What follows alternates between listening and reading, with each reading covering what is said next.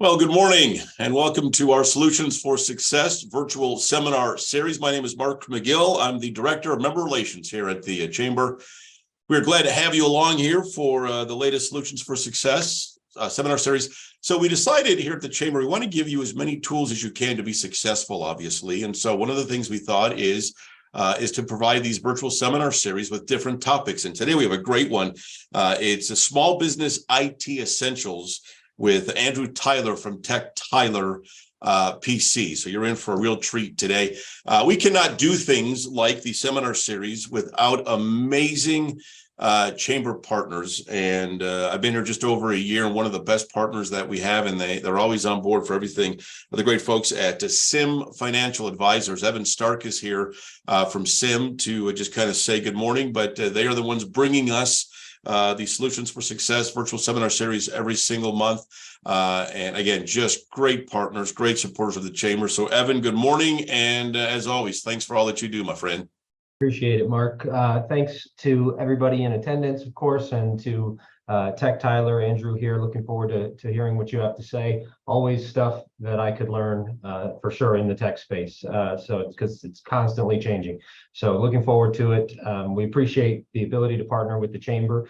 SIM is a 50-year-old fee-only fiduciary financial planning and investment management firm. We have about 70 employees and work with clients all over the world, but we're based right here in Indiana. So we like being able to help other small businesses in our communities because we think that's what really makes up our communities. So glad to be here and looking forward to it.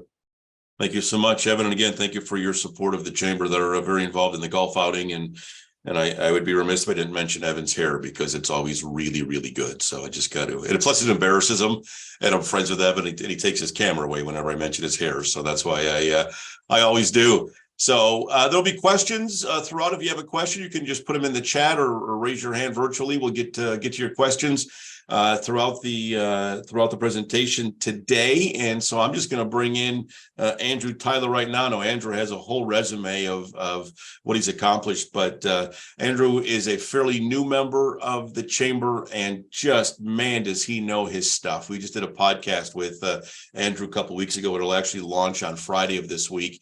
And it was just eye-opening. And you just cannot, as you will learn here this morning, cannot protect yourself enough in the virtual world, the ever-changing virtual world. And as you'll also learn, it may not be as expensive and as complicated as you think. So all that and more, please welcome my friend from Tech Tyler PC. It's Andrew Tyler. Hey, man, how are you? Hey, Mark. Thanks for the great introduction. As always, appreciate it. Looking forward to the podcast coming out on Friday. Yeah. So I'm going to share my screen here, just get my little presentation up. I'll just give a quick background of kind of who I am and what I do. So I started Tech Tyler about 3 years ago as a side hustle and turned into a full-time business here at the start of 2023. So very excited time in my life. Trying to bring the small business IT essentials to the Michiana region. In my past history of being an employee in the area for a lot of bigger companies, I find that a lot of these small companies just aren't taking the necessary steps to keep themselves protected. It's a very dangerous landscape out there for small businesses that just aren't putting those base level needs in place to keep their data protected and themselves protected. So that's what I'm going to go over today. The title of the project here is a Small Business IT Essentials. So we're going to just jump right into this. And as Mark said, if you have any questions as I'm going through this, please raise your hand, alert it. Mark will call you out. I'm happy to stop and answer that question right when it's hot. So if I'm covering anything that you have a question on, please stop me and ask. So first slide here, small business, big threats. So looking at the data for last year, there was a lot of just cybersecurity attacks that are targeting small businesses. 43% of the cyber attacks target the small businesses. And a scary notion is that 60% of those small businesses that were attacked closed within 6 months of being attacked. So that's a pretty scary indicator of how detrimental these cyber attacks can be on small businesses. The reason why these businesses close, because this next figure is the average cyber crime costs small and medium-sized businesses up to $2.2 million per year. So these bad actors are targeting these very small businesses that are just little mini cash cows where they can kind of exploit you for a few $1,000s a piece, or maybe $20,000, $30,000 to encrypt your data and get it back. So these numbers are kind of staggering on how much they're attacking these small businesses. So make sure you're taking these kind of necessary steps to protect your businesses. So the question, of course, is what can I do to protect my business? What are the things that I may or may not know about that is really easy to implement that can keep my stuff protected and take my business on that low-hanging fruit scale for these bad actors? So the first thing you always want to start off with is a risk assessment. Have an IT expert come in and just look at your business. Take a look at your assets, your critical infrastructure, the vulnerabilities that may exist amongst your infrastructure, really trying to get a hold of what do I own, what's on my network, what is around me that is critical in nature that makes my business function on that IT spectrum. The next plan of attack would be to create that protection plan around those identified assets. What happens if these machines go down, or it gets infected with a virus, or it gets encrypted, or it just fails because it wasn't updated over the past couple of years, and all of a sudden that server turns off, or you try to power on your laptop and the little lights don't come on and you no longer have an endpoint. So making sure you have protection plans around those identified assets. Setting up detection alerts. What triggers an email response or an alert to you that says, hey, something's wrong? This hard drive's failing. There's a virus on my computer. There's malware. There's something messing with my browser. There's something going on in the background that I may or may not know about. So setting up good detection protocols to send those email responses when your internet's off, or there's a piece of malware that may be trying to infect something, or maybe your antivirus stopped something, but you didn't even know that it happened. So you're not being identifying those threats that you may have clicked on where you were protected from it because you have a good antivirus on your computer, but you didn't know what happened because you don't have any alert indicators. The next step would be to respond. How do you respond to these detection alerts? How do you respond when these assets fail? So setting up a good policies and procedures to respond to these emergencies. Who's going to respond? How fast can they respond? What's the recovery time? What's those indicators that you can put in place that when these things are happening, you already have a plan of attack to start implementing and executing when that occurs. And the recovery, you want to have a good disaster recovery plan, because it's not a matter of if, it's a matter of when disaster is going to strike. It happens to everybody. Computers fail, networks turn off, switches, power down. What happens when those things occur? Who do you call? And what's your expected downtime and your recovery times? Have those key indicators that will tell you, okay, this has happened. We've tested this before. It's going to take X amount of time to get it back up and running. What do we need to do in the meantime? Do we have workarounds in place? What can we do to get this, get the business back going while we're having this issue? So what I like to implement is called a layered protection strategy. I always start off with the email protection. A lot of these cyber attacks coming through is through phishing and malware attacks that are sent through a malicious email. They got a link that's a redirect, or they're trying to pretend to be Microsoft or a vendor, and they'll send you a fake email where it looks very legitimate. Your account's been compromised, or someone's trying to reset your password. Click here to validate. Really good looking, legitimate looking emails that are just malicious. Not having any type of email protection in place brings all of that stuff into your mailbox and increases your threat to click on something bad. So you really want to put cybersecurity protection in place to keep a lot of those threats out of your mailbox. Setting up a good Proofpoint Essentials account where things are going to quarantine, things are going to your junk filter. You have scanning where you're going to get a report at the end of the day saying, hey, this is what was stopped. Is this good? Is this bad? Just putting a stop to all of that bad inflow of information into your mailbox. The next layer would be that network protection. So something gets through your email protection, and now you have a malicious email sitting inside your mailbox with a nice fancy link of click here for a promo, or click here to reset your password. You click that. What is stopping your computer from visiting that malicious website? Do you have a good firewall in place? Is that firewall going to scan that link and say, hey, you're trying to go to a bad website. We know this is bad. We know it's infected with malware. You shouldn't go here. You should get a pop-up on that computer window stating, hey, we're not letting you go here because of these dangers. Contact your IT administrator. Let's get this figured out. Good network protection will stop that from happening. And then also that network protection will stop infected devices coming onto your network and spreading to your other devices. Someone brings in their iPhone or their Galaxy device, they put it on your network, and it's been infected with malware. Now that device is on your network, you can see all your other devices, and it can spread pretty easily and pretty quickly through that network if you don't have this type of protection in place. So taking those steps to put in good network protection, segmenting your network, making sure those critical pieces of infrastructure are only on networks accessible to devices that need access to it. Setting up a bring your own device network or a guest network, so you're not putting everything on one big network so everything can see each other and infect each other. So putting good network protocols in place to keep that traffic separated. Going down to now the devices that are connected to your network. What is protecting that device from accessing bad things on the internet? Do you have a good antivirus and anti-malware software on the computer? Are you taking privileged access management steps? Does every user have admin rights to that computer? And when they click that malicious link, they're able to just install software without having to ask an IT admin or ask a person responsible for the cybersecurity protection of, can I install this?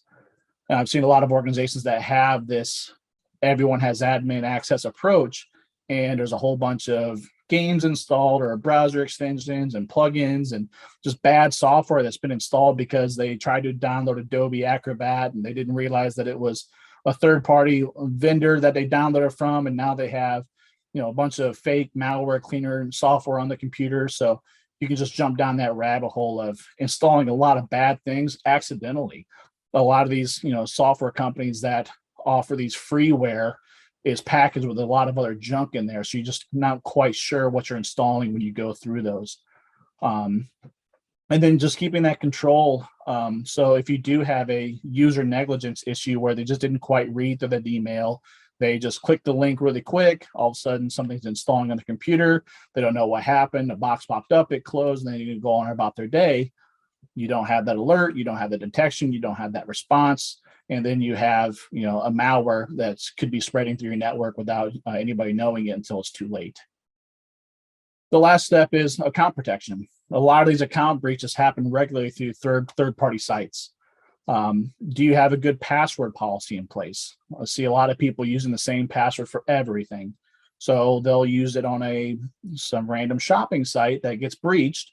They lose that password. Now that bad actor has your email and your password combination. Well, they're going to go to your email account. They're going to try to log into it. And if you don't have any detection alerts to a atypical login, they're going to be inside your email account. They can set up email forwarding. They can just go to your sent mailbox and see all your clients, your customers, your data, download everything, set up mail forwarding. So every email that comes in will be forwarded to them. And then they can kind of do a man in the middle attack and respond on your behalf. So a lot of scary things can happen really quickly if they get into your email account. And then they can go on and find other accounts that you may have emails from. So other bank accounts, utilities, third-party vendors, software, things like that. So they'll just go down that list through your email and say, where can this email password combination work? And they'll just go try everything. They'll just try to compromise as much as possible. So, a lot of Amazon accounts get compromised that way to where they got in the email, they got an Amazon account. And of course, credit cards are all stored in the Amazon account. They just ring up a bunch of purchases and have it shipped somewhere else. So making sure you have good account protection in place. Those breaches happen regularly. Do you have multi-factor authentication enabled on your critical accounts? Do you have your alerts set up for atypical logins? Do you have conditional access policies enabled? Taking those bare minimum, just resetting your password every 90 days, randomizing your password so you don't use the same one for every account. Using a password manager so you have an encrypted vault where all your passwords are stored so you don't need to use that same password everywhere. So taking good steps in order to keep your accounts protected by changing that password and randomizing things and enabling MFA where you can. So the missing keystone here is the backing up your data. See a lot of the customers out there, they put those good steps in. They have that antivirus, they have the alerts and everything set up, but they don't have this critical component where it's the backup. They rely heavily on, well, we installed antivirus, we have good protocols in place, we have good policy procedure, but they don't train for the data recovery part. They don't expect it to happen because, well, I have the excuse of, well, I have antivirus on my computer. Why would I need to back it up? It's going to keep me protected. We have 0-day alerts, 0-day threats where there is no antivirus alert for you. It could be a brand new attack that these antivirus companies haven't planned for yet. So it could be a 0-day attack where your systems are compromised before your antivirus could write code to detect that, and you're going to have to apply that disaster recovery plan. So what makes a good disaster recovery plan is these four key parts: is identifying the critical components, your software and your services, creating that disaster recovery plan for each of the critical component. A lot of people just have that blanket where something happens, this is what we're going to do. We're going to call this team, they're going to handle it. Make sure you have those plans for each critical component. If you have servers, if you have a large piece of software you're using that is critical to your business that's provided by a third-party vendor, if they get attacked or their network goes down, what are you going to do in the meantime? What's your workaround plan? How long can you implement that workaround plan until it's now business critical to where you can no longer continue to operate? A key component of this is testing it. Take those systems down, figure out what your disaster recovery plan is and how it's going to be implemented when you need it. Too many people go out and create one and they never test it. So when it does happen, you're now trying to do this policy with no testing. You don't even know if this disaster recovery plan will work. So take the time to really test these plans after creating them and see how fast your recovery time is. How much money is your business going to lose if it can't operate in its normal capacity for a day? What if that disaster recovery is a week? What are your workarounds in place to keep your business going if it can't operate normally for a day or a week or however long it takes for that disaster recovery to be implemented? And the last part is training. You're going to have a team of experts that's going to respond to these threats or respond to this disaster recovery. Make sure those people know their roles and know their roles well, and you have a backup to that role. It shouldn't all fall on one person's shoulders to do everything. That person may be on vacation, that person leave your organization. Try to have a multi-person response plan to this disaster recovery that will make it more efficient and it'll make it faster to get your business back up and running. So make sure that you train these responsible parties and they understand what their role is and have a backup to that role just in case that person is out or leaves your organization. Last key part about all of this is end user training. A lot of this, and I put a nice little comic here of there's a joke in the industry of it's a PEBCAK error, PEBCAK. And that joke is the problem exists between the chair and the keyboard. So the joke is that there's nothing wrong with the computer. There's nothing wrong with the technology. It's just user. Don't quite know what you're doing with the software. Don't quite know what you're doing with the training. It's just kind of clicking keys until something works or something breaks and you got to call for help. And then, of course, we guide you to the right answer, the right solution. But end user training can be monumental in your preventing in a cyber attack.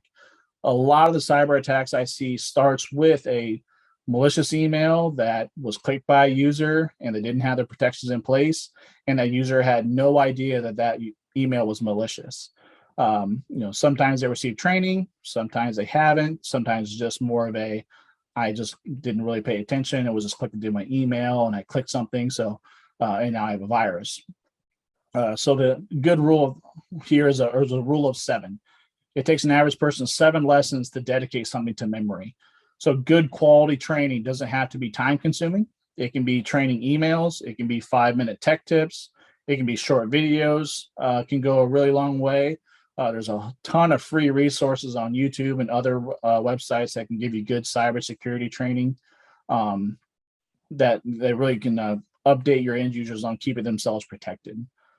So if you're not training your staff, if you don't have phishing tests of sending out fake malicious emails and seeing who clicks them and then doing remediation training, that's always a really good baseline to test your staff to figure out who is maybe worse off than others. There's different KPIs you can do in those lessons that can say this person reported as malicious, this person clicked the link, this person tried to submit their credentials. There's different layers that you can really test your staff to figure out who may be a threat to your user data if they're willing to click these links and follow the instructions. So make sure you take your end user training very serious and try to do a good quarterly or biannual training that's a little bit more robust just to keep that knowledge up. So those are kind of the steps that your small business IT essentials can take. It's really that layered approach of keeping those 4 critical aspects of your business covered. If you cover those, it really takes you off that spectrum of the low-hanging fruit where you're at a higher risk. Just implementing that good network protection, the device protection, password management, email protection, those kind of the 4 pillars of IT support, that if you get those types of those four categories under control, you're going to sleep a lot better knowing that your business is protected, and your end user is going to be a lot more productive because they don't have to deal with the downtime of maybe an infected system or something crashing. On the podcast, I spoke with Mark about kind of the future of IT, going into our next topic here. And before I go on the next topic, anybody have any questions or anything? Is anyone raise their hands, Mark, or want to dive into any of these topics I covered here?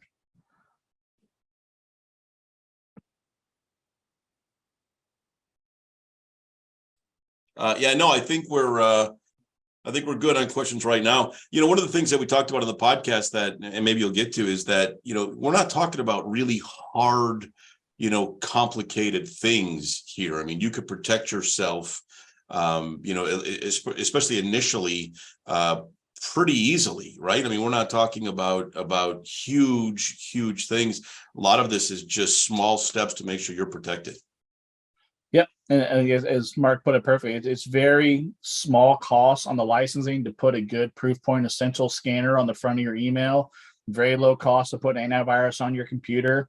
The end user training can be free. There's a lot of things out there that you can put that resource together for sending that YouTube video out to the staff and saying, hey, take 10 minutes out of your day and watch this training video on, compromised emails or malware, the how to detect these attacks. So really good, low cost, effective solutions that will really help your organization out. Which takes me to the next point of cloud computing. So a lot of these future of tech is the cloud computing and artificial intelligence.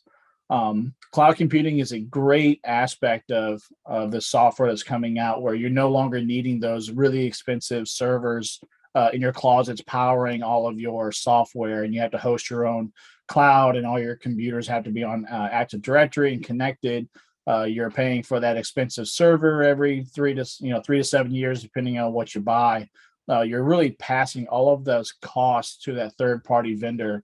And then you're also receiving back that third-party vendor support. You're no longer reliant on that team inside your house to make sure that server maintains and up and running, and security updates and software updates. And if you have a power outage, now you can't access your systems. It's passing all of that responsibility off to that third-party company, and then relying on their vendor support with those guaranteed uptimes to make sure things are running. That also allows some more tax incentives, where you can change that from a capital expenditure where you're having to spend this $15,000, $20,000, $30,000 on all this hardware, to an operational expense. You're just paying that monthly cost to maintain that software. So you can see a little bit more of that return on taxes, which I'm not a tax expert, talk to your tax expert, but I hear a lot of the benefits from my clients of changing that over from that CapEx to an OpEx expense. With cloud computing as well, you're always going to be on that most up-to-date platform. The hardware is being updated, the software is being updated for you. They're releasing constant software updates. You don't have to worry about being out of service anymore, where you got to buy the newest version of the software because you don't have it. A lot of times when you get rolled into those cloud computing and cloud software, there is no more upgrade paths where you have to go from 2017 to 2022. You got to absorb another big license upgrade. You're paying that monthly fee for those types of release. So it's really an investment on staying on top of your security and your software and your hardware. And artificial intelligence, there's a lot of things in the news right now of it's going to take over the world, and it's bad and it's good. And right now, you just got to kind of go with the times and use it for good. There's a lot of good things coming out of this AI development that I'm going to discuss. I use AI regularly to do a lot of things in my business that makes it a lot easier for me. I have used this to make my commercial that's on my website. I had the AI, I talked to ChatGPT and said, hey, I need a 60-second script for my IT managed services company to cover these services that I offer. And after 30 seconds, it spit out a 60-second script that I was able to take and modify and kind of change some of the wording that I didn't like. To use that, send it off to a videographer on Fiverr, the website Fiverr, and made me an animated video commercial. So 15 minutes of work and a service fee later on Fiverr, I had a fully 60-second commercial video made with the help of AI. There's other stuff that we can use AI for. I rebuilt my website recently, and I was trying to come up with all of the SEO rich content, the wording, all the stuff that's going to pick up on the Google Analytics and the keywords. So I took all of my keywords over to ChatGPT and said, hey, this is the service that I'm offering. I need you to write in some SEO rich content for my website that describes this service. 10 seconds later, it spits out a nice chunk of words. I can take it, I can rewrite it, I can kind of rebuild it to what I needed to do, and it was good to go. So that really helped me create a more reputable site that Google likes because it has all the Google Analytics built into it, all the SEO rich content. It really helps that web development side because Google, this ChatGPT can see what Google likes and really craft those words around that SEO rich content. Writing blogs, you can go to ChatGPT and say, I need you to write me a blog post on the dangers of malware inside your email. And again, 30 seconds later, it spits out 2 pages worth of a blog post that I can take and manipulate and recraft and maybe take key points out of it and really get past my writer's block when I'm trying to write something organically and just, I really just need to develop this idea. I need something of substance here that's going to explain this. I can use that chatbot and say, I'm trying to expand upon describing SEO rich content for my website. What are some ways that I can expand upon this topic? And it can spit out bulleted points of you can discuss, these types of ideas. So it's a very, very potent tool that is offered to us for absolutely free. For most parts, you can use AI to generate images now, videos. There's a ton of different bots out there that you can go and sign up for. Some are free, some are paid for some of the more advanced ones. But I was using an image producer a few days ago and just messing with it, saying, create a logo for a business named XYZ Inc. And it was creating all of these custom logos and custom slogans and all these kind of business plans for this make-believe website that I was just messing with through AI. So it is an amazing tool that is going to transform IT and the world, really, just because of how much you can use it to solve everyday problems. Even with IT support, going to a chatbot saying, hey, my computer is doing this. What do you think the problem is? And it can sit there and self-diagnose and try to figure out what may be your issue. I even saw recently that it was able to pass the bar exam, and it was able to diagnose an ultra rare form of cancer just by putting in some ailments that this person was having and things like that they were testing this with. So the advancements that this thing is doing is just remarkable. So use AI to your advantage in your business. Really try to think of what you would go and ask an expert in that field, or maybe ask a consultant. Go to that chatbot and ask it and see what it comes up with. It's really interesting what these things can do for your business. Mark, do you have anything to expand upon it? Mark and I've sent him some emails back and forth on some of this chatbot stuff. I'm not trying to put Mark out of a job for trying to craft his own content, but I've sent him some really cool stuff that he just kind of sent me an email back like, holy cow, like what is this? Well, being an old radio guy, for writing scripts and stuff, yeah, you're kind of taking the rug away from me, but it's unbelievable. Scary in a really good, positive way. When you were here for the podcast, you were showing us how to do it. And it's just really play around with this because it will make your life just incredibly easier. I mean, I haven't played with it enough, but it's just really, really unbelievable what it can do. I mean, just crazy. Yeah, it's an amazing tool. So please use it. You can just Google ChatGPT. It'll take you to the website and everything. It's a free. You can create an account. You can sign up with a Microsoft account or a Google account. Really easy to log in. and just ask it questions. Just play with it and see what it can do for your business. It's a great resource. This is going to wrap up my timer with my last slide here. So I do offer free consultations. So anything I do for you, I'll come into your business. I'll take a look at what you got going on. I can make all those recommendations, put together a cybersecurity risk assessment of what you can implement quickly, efficiently, and cost effectively. Make sure it fits within your budget to make sure you're protected. So if you're interested in that, you can definitely go here and visit me on the web. You can call my text number there, or you can call my cell phone. So I'm always available to help your businesses out. Again, it's a great thing for me to be a member of the chamber. I'm appreciative of this opportunity to come and talk to everybody here today. It's always great working with Mark and being a sponsor of the podcast and having them offer me these opportunities to speak and to really expand awareness on how scary cybersecurity can be, but how effective these little low cost effective solutions can be for your business. Yeah, well, and Andrew, thank you so much. One of the things that, and I got my dates mixed up. I'm not sure if it's this Friday or next Friday, but the next podcast is going to be Andrew's. But one of the things that I really liked about Andrew when we first started talking is you just want to protect people. You want to help people, and you do a lot of work with nonprofit organizations. You're, as we've talked about and you kind of covered, you're not yes, you've got a mortgage, you've got a family, but you're not out to just make money off of people. You want to help people, and as you mentioned, give them kind of the easy, less expensive way to protect themselves. And it kind of runs the gamut from here to here on what you need for protection. But I love that about you, and you're open about that, how you just really you're a small business and you want to just share your gifts and talents with other small businesses to help them out.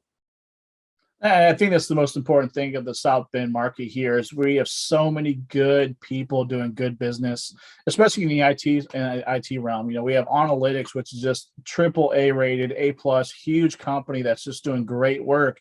But a lot of people just can't afford their rates. Some people just doesn't need, they don't need the Bugatti of IT. They just need the Camry.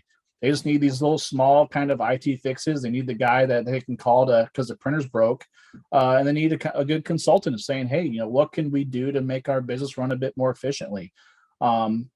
That's where I fit my little niche of I like helping small businesses. I don't want to be this huge, publicly traded company like that. So my staff and I, we're just trying to do our best to give back to South Bend, especially the nonprofits. There's so much good things you can do in IT with nonprofits nowadays, with a lot of free licensing from Microsoft, which we discuss on the podcast of all those kind of great incentives that is offered. So please tune into the podcast and take a look that we really dive into what's available there. And really just helping the chamber, helping us out with this small business approach and having these types of meetings and getting this stuff in place is integral to your business success. Yeah, just call Andrew. I can't stress that enough. He's just a really good dude and will help you out. So thank you so much. Couple quick notes here. Business After Hours at the St. Joseph County Public Library downtown next Wednesday, 4 until 6. Love to see you there. Our next networking at lunch has been scheduled featuring Aaron Perry from the South Bend Venues, Parks and Arts on May 23rd. And don't forget our big golf outing coming up on June 12th at Knollwood. And as Andrew mentioned, our podcast series, wherever you find podcasts. Evan Stark, Sim Financial, thank you again for all that you do for the chamber and for everything, and for being a great partner. We really appreciate you.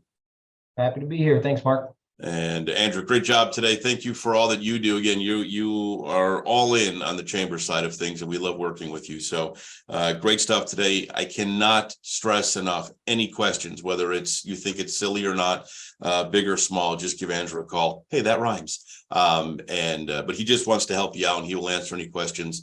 Really, really good guy who knows his stuff. So thank you for watching. We'll send out a copy of this to everybody who is logged on and registered, so you have it at your fingertips. I hope you enjoy the sunshine for a while. I just got back from Orlando last night. I'll take credit for bringing the sunshine back with me, so you're welcome. Have a great day. Evan, Andrew, thank you again, and we'll talk soon. Appreciate it. Bye. Have a good day.